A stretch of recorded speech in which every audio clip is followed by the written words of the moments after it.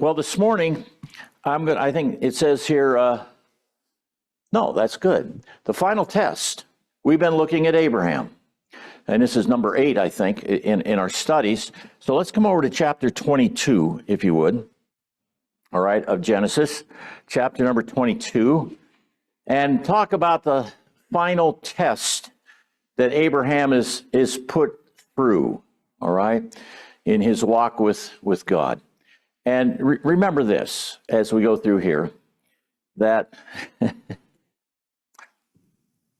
Abraham's the father of us all, according to Romans, Galatians, okay, in the faith, not in the flesh, in the faith, right? So what he went through, you might expect to go through in testing from the Lord. You know, Hebrews does say the Lord disciplines those he loves. And discipline doesn't necessarily mean it comes after you do something wrong, okay? It comes as a test. A test is to prove something. In the case of Abraham here, prove his faith and faithfulness towards his God as we look at this. Now, I'm not going to read the whole chapter here. I'll just get us started because we'll go through it, okay? It says this, chapter 22, verse 1. Now it came about after these things that God tested Abraham and said to him, Abraham, and he said, Here I am. Here I am. After what things? Okay, things prior in chapter number 21. Notice chapter 21 and verse number 27, please. And Abraham took sheep and oxen and gave them to Abimelech, and the two of them made a covenant. What they made a covenant over were the wells that were dug. And they had an argument on who owned these wells. I mean, water is very important, isn't it? Yes. And so they came to an agreement here. And so Abraham took sheep and oxen and gave them to Abimelech, and the two of them made a covenant here, all right? So I slide down to verse number 33. Abraham planted a tamarisk, thank you. Okay, tamarisk. I knew I'd get it right sooner or later with one of your helps. Okay, tamarisk tree at Beersheba. And there he called on the name of the Lord, the everlasting God. And Abraham journeyed in the land of the Philistines for many days. Now, why do you bring this up, Brother Dan? Tamarisk tree, is that correct? I said, okay. Tamarisk tree. That was a slow-growing, hard-wooded tree. It could live up to 400 years. All right? 400 years, 50 foot high. You say, well, what's the deal here? History is important. Very important, as you see this. It was planted by Abraham as a memorial.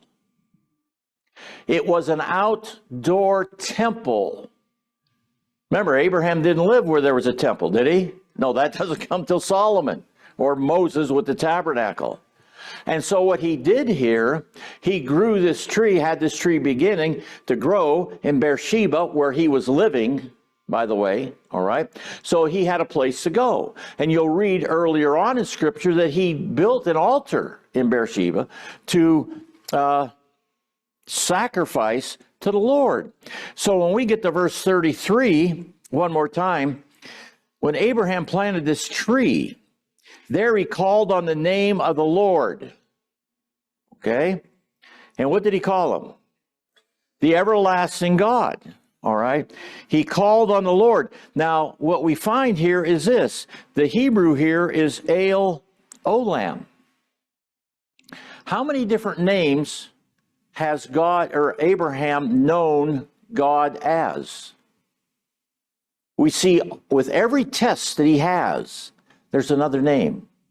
And the name makes sure that the test comes afterwards to test Abraham's relationship with God in relationship to his name. All right? That's what the tests are all about, so that he'll know in his heart and mind who God really is. I mean, after all, what was the first name given to him by Melchizedek? God the Most High. Nobody had ever heard that name before until Melchizedek gave it to Abram then, if you remember. Before that, he was just God. Okay, as we see this. So what we find is El Olam here is the eternal one, or the hidden God, or the always God. The always God. God is always there. He's been hidden from men. And he's revealed himself to whom? To Abraham here. All right? Revealing to Abraham. I'm going to turn over, if you want to come with me, to Psalm. Please, keep your hand here, though. Come over to Psalm 90 with me, please. Okay? Let me just give you a verse here. And notice what it says. Psalm 90, first chapter of the fourth book of the Psalms. Notice verses 1 and 2. Lord, you have been our dwelling place in all generations. Before the mountains were born, or you gave birth to the earth and to the world, even from everlasting to everlasting, you are God. Always God. Follow that? And notice, where was their dwelling place? This is another prayer of Moses, the man of God. The dwelling place isn't a tabernacle, isn't a temple, it's God himself. This whole universe was created to be a dwelling place for God. The temple, all right, anybody know where the first temple was on earth? It was in the Garden of Eden. That was to be the temple where man worshiped God, the tree of life. Another idiom there, by the way. So these things are kind of exciting here. Everlasting to everlasting, you are God. So Moses understood he's the always God. He's always there. See? He's always there. So the lesson, I think, here, as we see, come on back with me to Genesis, Abraham's focus, now hang in here with me, don't get too excited. I got excited with Dan's message this morning. It's something that I've been seeing and seeing for the last 35 years of my 50 years of being saved. We are somebody. And that somebody has nothing to do with wearing a nice red coat and a tie and a white shirt. Man, it's within you. It's God in you, the presence of God in you. He's there all the time. Every morning, first thing comes to mind before I think about making the bed. The law in the Haley's house is this: the last one out makes the bed. Miss Haley gets up every day between 4 and 5. So who gets to make the bed? Yes. Before I even do that and think about it, though, I thank the Lord for the breath of life and his presence, because the breath of life is his presence. Now think about that. So Abraham, now watch, and we'll review this in a minute. Abraham's focus is now turning, watch, from earthly to the God of eternity, the always God. I'm coming back to 1 John, okay, in chapter number 2, I believe. 1 John, chapter number 2. And I hope you grab a hold of these things, okay? Because when we could, Dan and I, if we each did a message on the resurrection every Sunday, we could do it for the next 20 years and not cover the whole thing, the meaning and what's happening in resurrection. But I come back here to 1 John. Notice with me chapter number 2, please, and verse number 15. Do not love the world nor the things in the world. If anyone loves the world, the love of the Father is not in him. For all that is in the world, the lust of the flesh and the lust of the eyes and the boastful pride of life is not from the Father, but is from where? The world. It is from the world. I go to Hebrews. Now I'm going to expand on that thought here in a minute. Come over to Hebrews with me, please, and chapter number 11. Chapter number 11, please. And watch this. verse number 10 says this, for he, this is Abraham, by faith Abraham, verse number 8, by faith he lived, verse number 9. Verse 10, for he, Abraham, was looking for a city which has foundations, whose architect and builder is God. Okay, then I slide down here to verse number 16. Notice what it says here. But as it is, they, now that's all the folks that have been mentioned up to this point. Okay, you have Abel and Enoch, Abraham, or Noah, Abraham, Sarah, all right? 16 says this, but as it is, they desire a better country. That is what kind? Heavenly one, not earthly. Therefore, God is not ashamed to be called their God, for he has prepared a what? A city for them. Say, a city for them as you look at this. So, when I come on back to chapter 22 then of Genesis, and I read this, now came about after these things that God tested Abraham. The test here, because some Bibles, like the King James, say, not tested, but did what? Tempted Abraham. And that's always a negative when you see that, okay? But this is a test.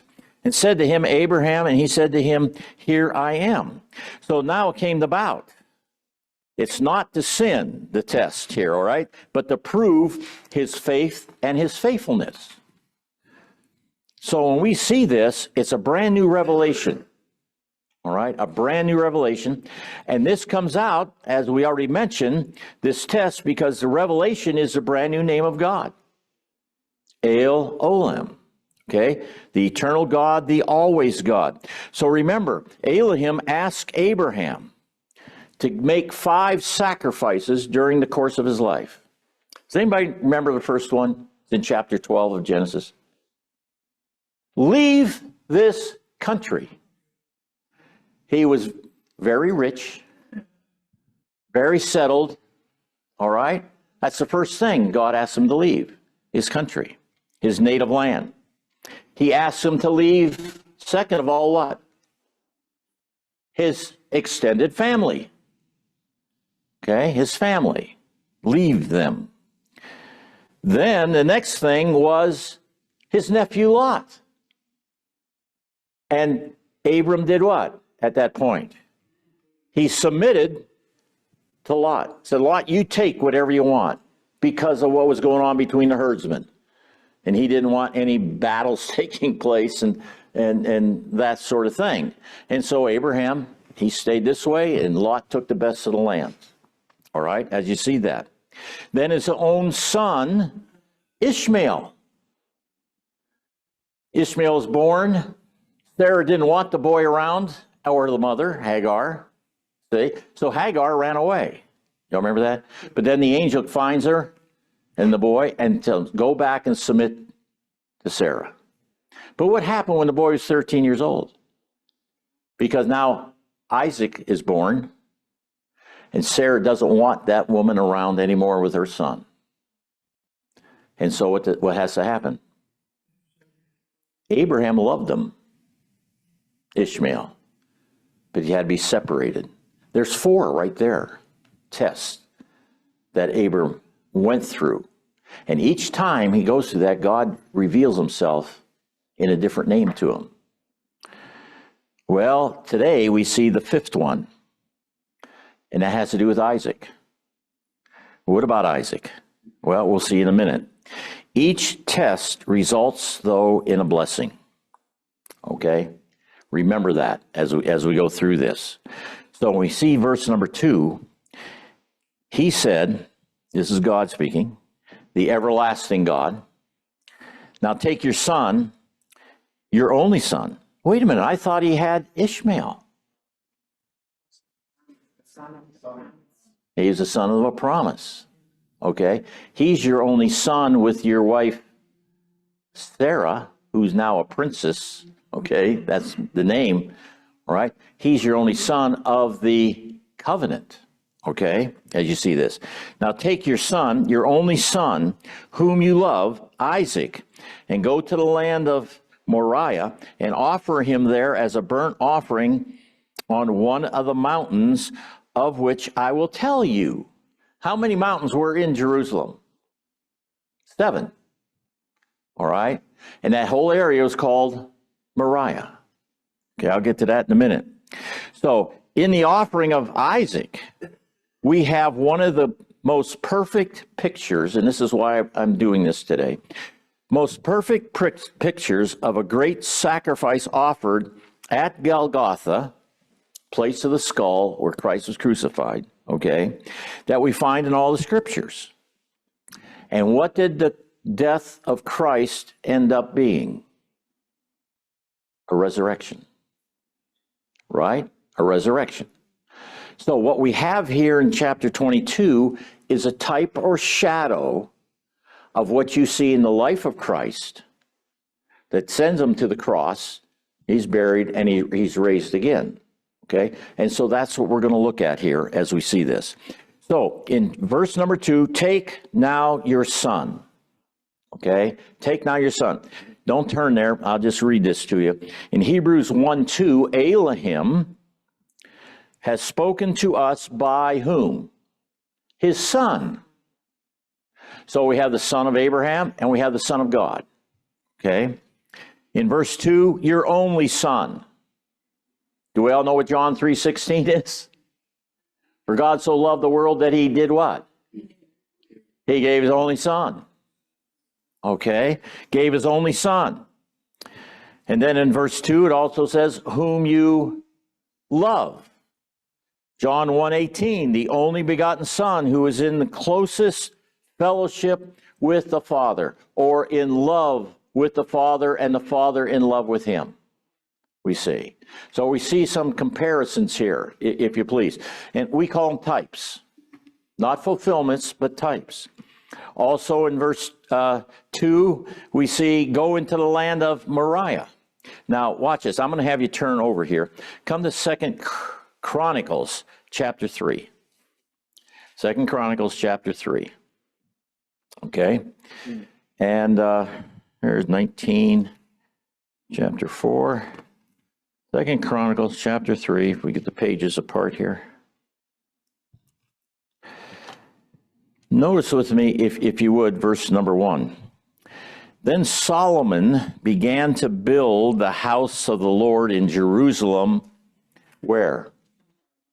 On Mount Moriah, where the Lord had appeared to his father David, at the place that David had prepared on the threshing floor of Oran the Jebusite. And he began to build on the second day in the second month of the 4th year of his reign. So where was the temple built? Moriah. Where is Abraham told to go to sacrifice his son? Moriah. What happened in the temples? Offer sacrifices. All right, as we see this. Now, here's an interesting sidelight on this. The root word of Moriah means this: sight or vision. Abraham was told to go to the mountain of clear vision. Wednesday night, we were talking about the end of Paul's second missionary journey. He had left Corinth, got on the boat, went to Caesarea. Then it says this: he went up to the church. That's all it says. And then he went down to Antioch. What church was up? Jerusalem was above everything. And I can't remember the exact amount above sea level, like 12 or 1,300 feet. And in the scriptures, you're going to see that when people went from Jerusalem down anywhere else into the land of Israel, no matter where it was, they went down. But when they went to Jerusalem, they went up. So Moriah, what Paul did then, he went to the church in Jerusalem to give them a report about his missionary journey. Then he went to the headquarters. As we've learned, his headquarters wasn't Jerusalem, it was Antioch. That's where all his missionary journeys began from Antioch, okay, with people. So it's interesting. So Abraham is sent where? To a place of clear vision. So when he's up there on Moriah, the mount, okay, and he looks out, he can see everywhere. We did a message a couple of years ago, maybe, on when the Lord was 12 years old and his parents took him first time for the Passover. And I shared with you that I got it from some historical people that when you're within 20 miles of Jerusalem, does anybody know what color the temple was? It was white. It just appears. It's huge because it's sitting so high, and it's white. So around the whole land there of Judea, you can see that temple, okay? And this is where Abraham goes. Okay, not to the temple, but to where that place is, okay? That you see it.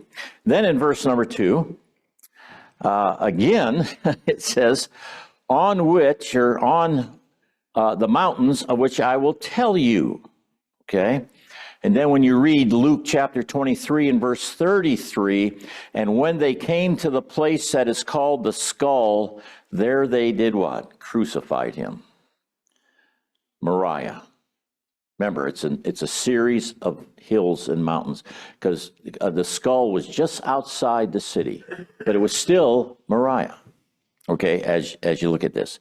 Then notice verse number 4 with me. Let me read that. On the third day, Abraham raised his eyes and saw the place from a distance. Now, I should read 2 and 3, so let me do this. Take now your son, in verse 2, your only son whom you love, Isaac, and go to the land of Moriah, and offer him there as a burnt offering on one of the mountains of which I will tell you. What would you, if God told me to do that with my firstborn son, Dan wouldn't be sitting here. No. How would Abraham feel inside? Well, watch. I don't know if remember, his faith has been reaching out to God. His son here is about, well, I'll give you this, between 20 and 35 years old, depending on who you read. Jewish tradition has Jesus at about 20, 22, 23 years old when he went to the cross. Josephus has him about 30 years old. And then other scholars put him about 33 years old, all right, at the age of our Lord when he went to the cross. So here's he's been with them for 30 years. And you can almost get a gauge of the time frame when you read chapter 23 about Sarah. She was 127 years old when she passed on. How old was she when Isaac was born? She was 90. So somewhere in there, okay, you see the age. He wasn't a lad in Jerusalem as anyone from birth to 30 years old. They're called lads, okay? If you're like Mrs. Haley and myself and read Louis L'Amour, cowboy books, that's just a common thing. The lad, tell the lad. Older people call younger people lads, okay? That. So, 3 days journey. Now, here's the thing. How old was Abraham? He was 100 years old when Isaac was born. So now we're looking at a 130-year-old man doing what? Walking for 3 days with his son and 2 servants to Moriah. And we notice that Sarah doesn't show up in any of this. What would have happened if Abraham told Sarah, God spoke to me and I have to take Isaac up to Moriah and kill him? I don't think she'd like him. So we've already seen that she caused trouble with Hagar. Abraham listened to her, you know, and Abraham fell back in faith a little bit to the flesh, see? So Abraham doesn't mention it. So 3 days journey for an old man, 130 years old. What did he endure? I mean, just the physical part of this trip, then the emotional part of this trip, knowing he must offer his son. But yet, as I have a list of verses that we won't look at here from the Gospels and Hosea, but Romans 4, 11 through 24 tell us who Abraham truly was. He's the father of us all in faith. So when I look at Abraham walking these 3 days with the 2 servants and his son, I'm looking at a man, he's doing it because of his what? Faith. See? His faith. No matter what it takes, faith overcomes. So keep that in mind as we look at that, okay? So when you see that then, in Acts chapter 3 and verse 18, Elohim, before he showed what was going on, said that the Messiah should suffer. So the Father knew. The predeterminate counsel of God, it says. Peter preached about that in Acts chapter number 3. So how long did he know this for? From before the foundation or destruction, as Brother Bill translates it, okay, of the world. So here the Father's taking this to heart. I'm going to be giving my Son. And he's known that for eons. All right? And if you just think of God as a thing, you need to change your mind. God is a person. He has a mind. That's how everything started. If he didn't have a mind, we wouldn't be here. Okay, as you see this. Now watch verse number 6, if you please. Verse number 6. Well, actually, verse 5. Abraham said this to his young men, "Stay here with the donkey, and I and the lad will go over there, and we will worship and return to you." Abraham took the wood of the burnt offering and laid it on Isaac his son. And he took in his hand the fire and the knife. So the 2 of them walked on together. So here's the wood. He puts it on his 30-year-old son, if we say he's that old, his shoulder, and he's carrying it up to the... And what did Jesus carry? The cross, a tree, it says. Okay, a tree. Very interesting as you see that. So he carries it himself. And notice, the fire, it wasn't a torch, it was a stone. It was a flint that he carried, that he could smack and make a fire when they got to the place they needed to be. Now, I'm going to tell you another story. I got time. Friday, I was doing some errands, and I had the radio on and listened to Glenn Beck, and he was having all these religious types on, Jewish, Christian, that sort of thing. And happened to be, just before I got to Wegmans, he had a gentleman on from Liberty University. So my son Joshua went, all right? And he was a professor of this and that and all this, but he was an expert on crucifixion. And he went through what a man or a woman endured during that. And I found it fascinating to listen. In fact, I sat for 10 minutes, 15 minutes. I couldn't listen to the whole thing because I had to get to the store because Susan needed stuff. But I listened, and he says from history what we realize is this. When they raised Christ on the cross, he was eye level. In other words, wasn't way up in the air. He was eye level with everybody. That's how the Romans did it, all right? And they did it for a number of reasons that way. How high of a deep a hole would they have to dig to put up a cross with 130 or 40 pounds on it and get it to be steady if it was high up? Pretty deep, all right? So it was down low, eye to eye. And he brought this out. Christ, eye to eye with whom? Those that crucified him, those that walked by, with mankind. All right? The Bible said they lifted him up. Well, he was laid down and they lifted him up. I was very interested. And you go to Glenn's website, you can listen to that.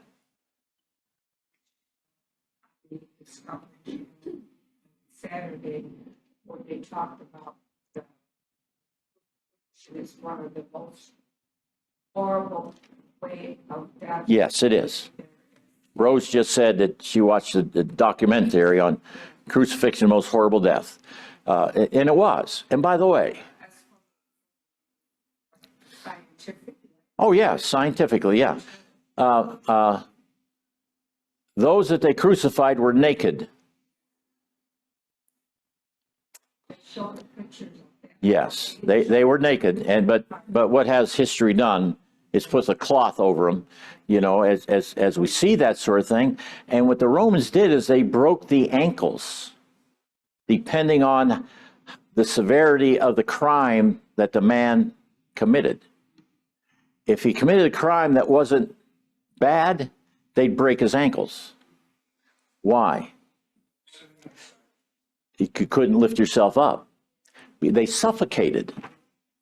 But many people lived on that cross for 4, 5, 6, 7 days. Okay, those that were bad. And that's what they did. So it wasn't a pleasant thing as we see this, okay? Wasn't a pleasant thing. Now, so Christ carried the cross himself just as Isaac carried the wood. They went together, both of them. John chapter 10, verses 17, 18. I think we read with Dan this morning. So does my Father love me because what? I have done what he wanted me to do, Jesus said. Just as Isaac did with his fathers, told him to do, okay? And then in chapter 10, verse 18, it says of John, now, no one takes it away from me, but I lay it down of my own free will. This commandment I received from my Father. And Dan expounded on those verses this morning. Then in verse number 7, let's see what that says. Isaac spoke to Abraham his father and said, my father. And he said, here I am, my son. He said, behold the fire and the wood, but where is the lamb for the burnt offering? Where is the lamb? John 1:29. John begins his book with this. Behold the Lamb of God. John the Baptist. Take away the sin of the world, right? As you see this. Then we get to verse number 8. Elohim will provide himself with a lamb, Abraham tells Isaac. As you see that, okay? In Revelation 13:8, the lamb slain because of the disintegration of the inhabitants. In other words, from the foundation of the world. So all that time, from the beginning, the Christ, who is the Word, knew it, and the Father knew it. They knew what it was going to come to. And to me, it's amazing. Okay? They went up together. Psalm 40 and verse 8 says, I delight to do your desires, my Elohim. Your law is with and within my heart. Now, think of this. They went up, both of them together. Abraham, in verse number 9 of chapter 22, builds an altar. He binds Isaac, his son, and lays him on the altar of wood. Now, he's already told his son that God's going to provide. I can't even picture this. This 30-year-old man allowing his 130-year-old father to bind him and lay him on the altar. Okay? I have a hard time with that, right? So in Acts chapter 2, verse 23, this one is given by the predeterminate purpose and foreknowledge of God. You also see it in Isaiah chapter 53 and verse number 6, that his son would be the sin offering. Okay, you follow me so far as we're looking at this? Now let me turn the page, my last page. In verse number 10, let me read this. Abraham stretched out his hand and took the knife to slay his son. Hard to visualize. When I was first saved, just a few months, I was in the military. We lived in Jacksonville, Florida, and there was a Southern Baptist bookstore that two fellas, I think I've told this story before. They were both Navy veterans, and they were at the Bible college there at Regency Baptist Church where we were going. And they used to take me out every Friday evening. They'd take me out. And they went to the bookstore. Of course, they're students. And they were buying books. But they always bought me a book. They wouldn't let me pay for it. But one thing that always caught my eye was this painting. It was 3 foot wide and about 4 foot high. and it was of Abraham with that knife in his hand, beginning to come down with Isaac laying on the altar. It was a beautiful painting, okay? But in the background, the sky was kind of reddish black, and here's a cross. And the cross was shadowed over the altar where Isaac laid. And I always wanted to buy that. But I didn't have $532 to get it. So we just, and I didn't know cell phones back then, so you couldn't take a picture of it. But that always is there with me. Picture the cross, see, and what's happening there as you look. So Abraham stretching forth his hand. Isaiah 53:10 said, yet Yahweh desired to crush him, and he caused him to be wounded. I mean, God did that. Abraham was about to do it. God did it with his son. In verse number 11, where it says, but the angel of the Lord called to him from heaven and said, Abraham, Abraham. And he said, here I am. Just like he said in verse number 1. God spoke to him, here I am. Listening. You contrast that. Do this. Let's go to one verse here. Matthew 26. Okay, Matthew 26. Comparisons and contrasts here. Matthew 26, please.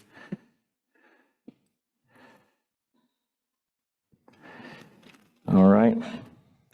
And 26. Here we are. Let's look at verses 53 and 54, please. 53 and 54. Here, this is the Lord speaking.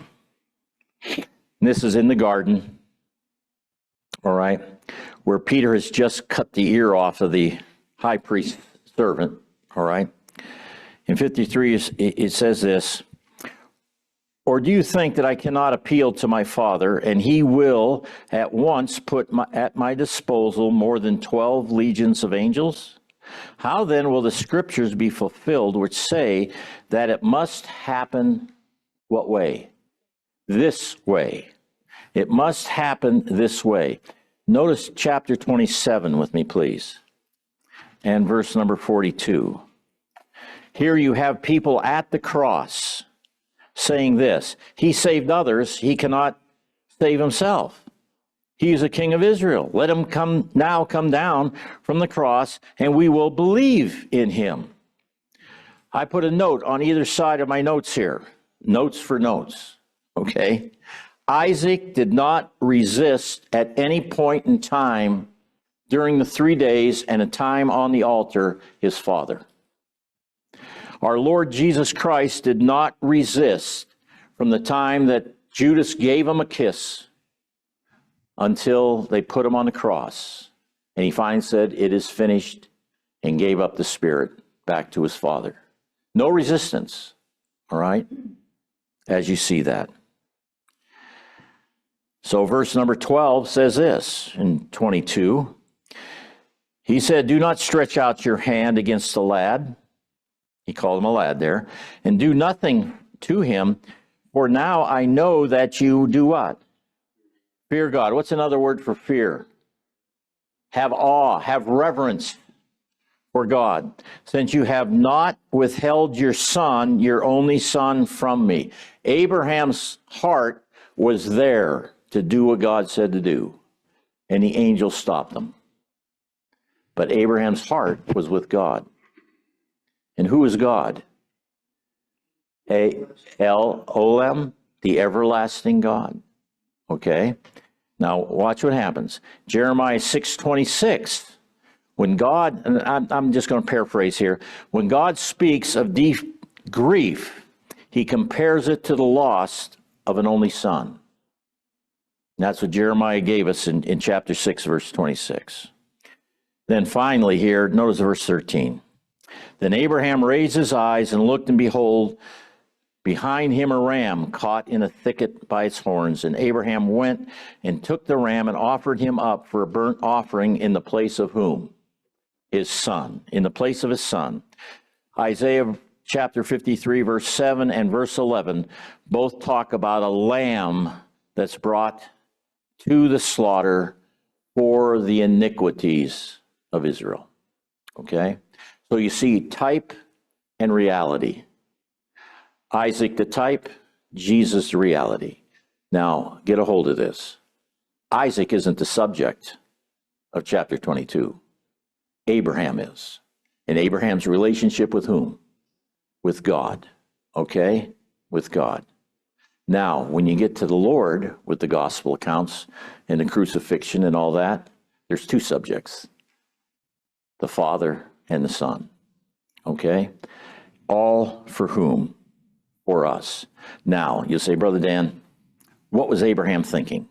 Come back to Hebrews with me, chapter 11. I'll close here in just a minute. Hebrews chapter 11, please. There's so much I'd like to say, but time won't allow it. I don't want your hams to be burning while we're in church here. Okay? Notice, if you would, verse 17 through 19, where it says, by faith, Abraham, when he was tested, offered up Isaac. Now notice that, he offered up Isaac. In God's eyes, he did it. All right? He offered up Isaac, and he who had received the promises was offering up his only begotten son. It was to be to whom it was called, in Isaac your descendants shall be called. He considered, here's the key, verse 19, that God is able to raise people even from what? From which he also received him back as a what? A type. So Abraham was willing to do what God said, watch his son suffer when he stuck that knife in him, because he believed that God would raise him from the dead, because all the promises were based on Isaac. Okay? So Abraham believed in resurrection. Simple enough? Okay. I hope so. Now, come back to Luke with me in 24. And I'll attempt to close here. Luke 24. All right? And let's notice verses 1 through 6. But on the first day of the week, at early dawn, they came to the tomb bringing spices which they had prepared. And they found the stone rolled away from the tomb. But when they entered, they did not find the body of the Lord Jesus. While they were perplexed about this, behold, two men suddenly stood near them in dazzling clothing. And as the women were terrified and bowed their faces to the ground, the men said to them, why do you seek the living one among the dead? He is not here, but he has risen. Remember how he spoke to you while he was still in Galilee? There are things that he spoke to Peter, James, and John. He says, you don't tell anybody until I raised from the dead. You remember that? Okay? About the transfiguration and all that. So what do we find? He raised from the dead. Now, this gentleman that I listened to from Liberty University was talking about how people don't believe that Jesus was real. Do you know that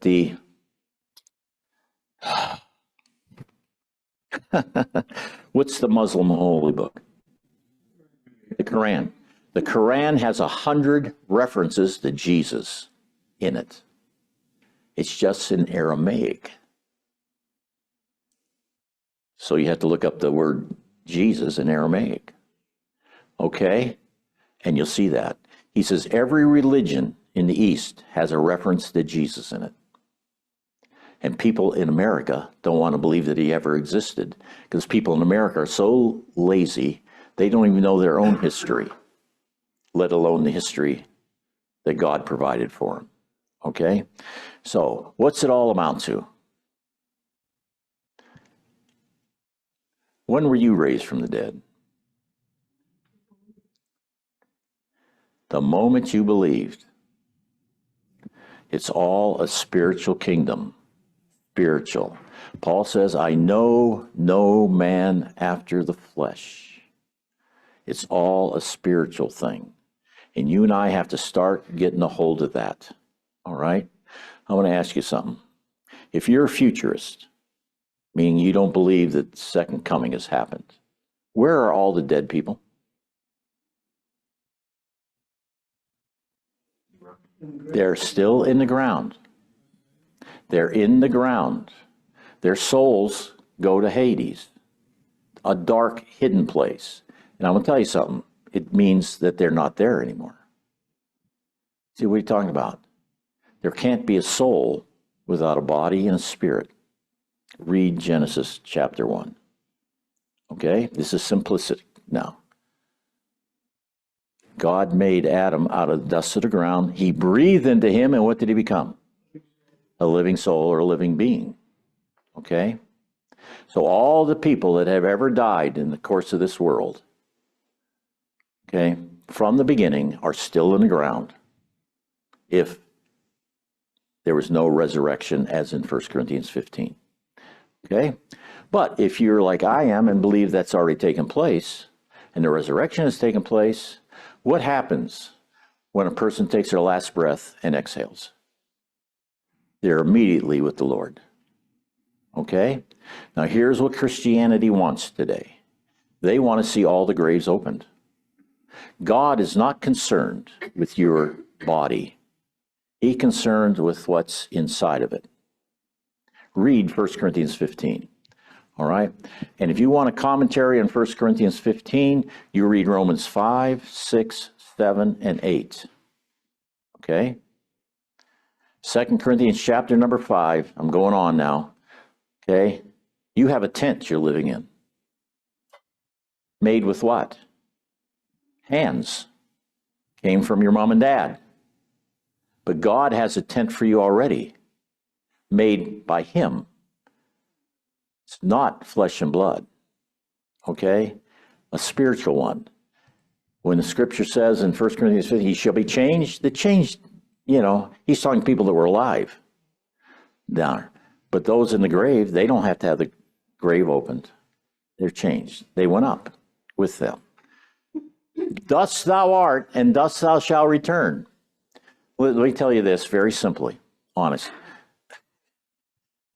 Take care of yourself the best you can so you can be a witness to folks around you for as long as you can. Okay? But this isn't the important part. The important part is what's inside you. And that's what Dan talked about this morning. Okay? It's what's inside of you. Your relationship with God and who you are. You are a new creation right now. Not then, but right now. It's wonderful. You know what it is? My brother Tim continually tells me, Dan, I'm free. We are. We don't have to be anchored down. Abraham saw what the world was. God kept revealing himself. And you know what happened with Abraham?